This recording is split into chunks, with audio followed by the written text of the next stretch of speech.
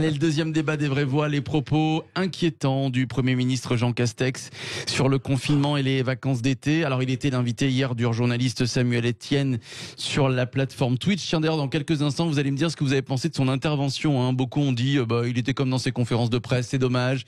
Il aurait pu un peu, entre guillemets, dire autre chose sur cette plateforme devant, je crois, 70 ou 75 000 internautes. Voilà ce qu'a dit le Premier ministre. S'il est nécessaire de reconfiner, nous y procéderons. Ok. Le Premier ministre qui a également évoqué les vacances d'été des Français. Oui, il en parlait pour la première fois.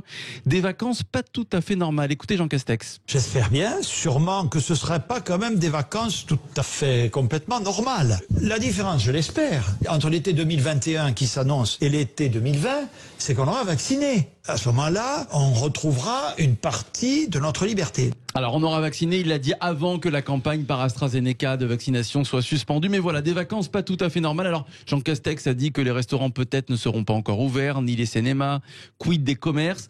Est-ce que ça vous inquiète sur les propos de Jean Castex? On ne va pas avoir des vacances normales. Jean Dorido.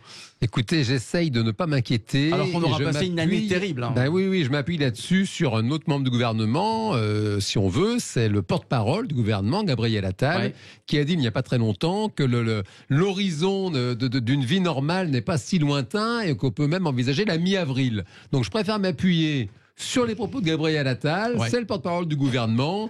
Jean Castex, oui, c'est un peu anxiogène ce monsieur. Bon, j'imagine qu'il, bien sûr, il est angoissé, mais il ne faudrait pas que son angoisse soit contagieuse. Mais est-ce qu'il n'est pas plus crédible, Jean Castex, que Gabriel Attal, si on prend une photo de la situation? D'autant plus que c'est lui Philippe qui décide. Oui. Et au-dessus, il y a le président. Mais mon cher Philippe, là où je rejoins Jean, vous ne pouvez pas à chaque fois nous demander d'être inquiet, parce qu'alors on le serait tout le temps. Objectivement, les variations. Oui, mais on n'en voit pas le bout. C'est ça le problème, c'est qu'on n'en voit pas le bout. Les vaccins, j'ai beaucoup d'espoir dans les vaccins. Bon. Même s'il y a la polémique AstraZeneca, je suis heureux de savoir que j'y ai échappé, évidemment. Oui, puisque vous êtes fait vacciner par Pfizer. Mais tout de même, je suis mi-avril, ça me paraît un peu tôt. C'est dans 3 semaines. Dans un mois. Mais je crois tout de même que les vacances d'été, Philippe, elles ne seront pas complètement ratées. Bon, Yael, est-ce qu'on pourra vous voir à la plage Yael Mellul cet été? Mais moi, j'ai arrêté de m'inquiéter. Pour moi, la lumière, c'est le vaccin. Donc, je garde cette lumière en ligne de mire et je ne veux plus m'inquiéter. Évidemment que la vie, on va pas avoir une vie normale rapidement. C'est une évidence. Donc, tout le monde ne sera pas vacciné. On est encore très, très loin du compte. Il faut prendre son mal en patience.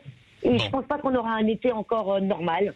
Et si vous vous dénudez sur une plage, Yael, personne ne protestera. Mais masqué, avec un masque quand même.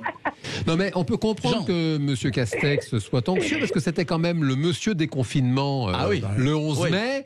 On l'a oublié, mais c'est vrai, vous avez raison. C'est parce qu'il a fait de mieux, donc je comprends que maintenant il est une espèce de fougue limitée, alors que le jeune Gabriel Attal, lui il le dit, l'horizon est tout proche, c'est la mi-avril, donc c'est il faut faire l'optimisme confiance des jeunes, dans la jeunesse. Mais le président de la République lui-même est très gêné à l'heure actuelle, parce qu'il ne voudrait surtout pas revenir sur une décision qui lui a attiré un assentiment très majoritaire, et alors que, paraît-il, le taux de 400 imposerait un reconfinement et qu'on est à 391. Tout à fait. C'est une question de temps, si on en croit les chiffres. Tout à fait. Macron qui a décidé il y a plus d'un mois, même plus maintenant, de ne pas reconfiner. On l'a tous applaudi. C'est admirable, il faut soutenir notre président. Peut-être qu'il va prendre la décision inverse d'ici quelques jours. Non, vous ne pensez pas? Je n'espère pas, et je ne pense pas, parce que c'est justement une question de course contre la montre. La campagne de vaccination continue de progresser, et c'est très très bien qu'on n'ait pas confiné, et je fais confiance au président pour garder le cap, alors qu'il y en a beaucoup qui aimeraient justement lui mettre une peau de banane et justement le voir revenir sur cette décision. Donc, Melvin nous appelle du Gard au 0826 300 300. Bonsoir Melvin. Bonsoir à tous. Bonsoir mon cher Melvin. Alors, une réaction sur les propos déjà de Jean Castex. Les Français n'auront pas des vacances complètement normales. Est-ce que vous vous y préparez, vous, Melvin? Déjà, pour ma part, moi je suis parti à Lisbonne. Donc, très bien. Ok. Vous nous appelez Lisbonne, donc. On est déconfiné aujourd'hui. Oui, voilà, on est déconfiné aujourd'hui, donc ça va. C'est beau, Lisbonne. C'est très beau, oui. Oui, c'est magnifique. Alors, comment ça se passe justement? On va prendre l'exemple du Portugal. Comment ça se passe là-bas? Vous êtes confiné? Ah oui, c'est plus un confinement civique, c'est-à-dire qu'il n'y a pas d'attestation, la police patrouille, il y a beaucoup de patrouilles, mais les gens ne sortent pas, quoi.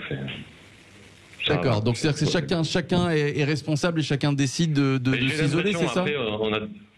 Après, on a toujours l'impression que c'est mieux ailleurs que chez nous. Mais... C'est vrai, c'est vrai. Mais c'est l'impression vague que j'ai, quoi. Bon, très bien. Vu de loin, vu du Portugal, vu de Lisbonne, comment vous qualifierez la stratégie de la France? Est-ce que je pense que c'est pas très intelligent d'avoir dit qu'on n'aura pas de vacances normales, surtout que c'est pas vrai.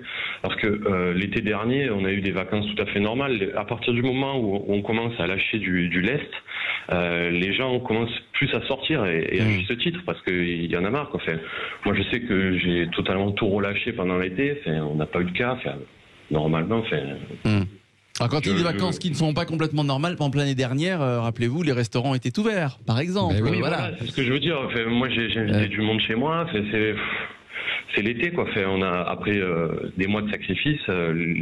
Quand on va lâcher du lest, les gens vont sortir inéluctablement, quoi. Comment ça se passe la vaccination au Portugal? Ouais, c'est beaucoup de bruit pour pas grand-chose. À un moment donné, quand les vaccins sont arrivés, il y avait en grande fanfare des centres qui s'ouvraient de partout. Et là, les centres sont tous vides. Donc bon, un peu comme nous, on a fait au début. Voilà, c'est ça. Par manque de doses, j'imagine? Ou les Portugais ne veulent pas se faire vacciner? Non, le vaccin, ça va, ça, mais je pense que c'est vraiment les doses, quoi. Voilà, c'est les doses qui manquent. Voilà. On n'est pas le seul pays, voilà, on critique la France, on n'est pas le seul pays à être en manque de doses. Non, mais... Oui, ça aide en plus de voir les autres pays, de voir en fait, il faut pas trop. Ça permet vraiment de relativiser par rapport à le fait qu'on soit pas seul. Ça prouve qu'il n'y a pas de complot, quoi, que c'est vraiment quelque chose qui touche tout le monde, quoi. Pour finir, est-ce qu'il a raison, Philippe Bilger, Yael Mellul, est-ce qu'il a raison, Emmanuel Macron, de repousser le confinement, de laisser plutôt la place à l'économie, finalement, c'est ça, hein? On privilégie l'économie.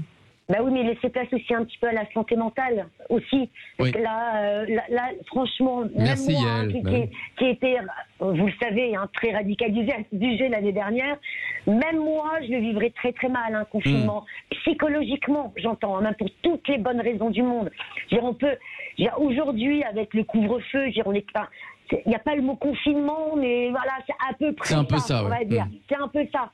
C'est le mot confinement qui est en soi anxiogène. Donc, faut qu'il tienne bon. Non, pas de confinement, pitié. C'est vraiment difficile pour tout le monde. Alors, si vous n'aimez pas le confinement, ma chère Yael, pensez au terme judiciaire de réclusion.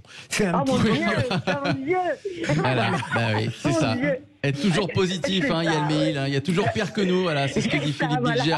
Tiens, Jean Dorido, vous, on connaît votre avis, finalement, c'est la bonne solution de ne pas reconfiner jusqu'au dernier moment, parce qu'au bout d'un moment, si on n'a pas le choix. Évidemment qu'il faut éviter ça à tout prix. Yael l'a dit, il y a la santé mentale, il y a toutes les problématiques sociales que ça engendre. Nous sommes déjà confiné, ce couvre-feu à 18h, c'est un confinement. Alors certes limité, pour autant, il faut maintenir la vie et il est vraiment temps d'aller le plus vite possible, en restant certes raisonnable, vers une vie qui redémarre. On ne peut pas comme ça empêcher les Français de vivre, c'est trop mortifère.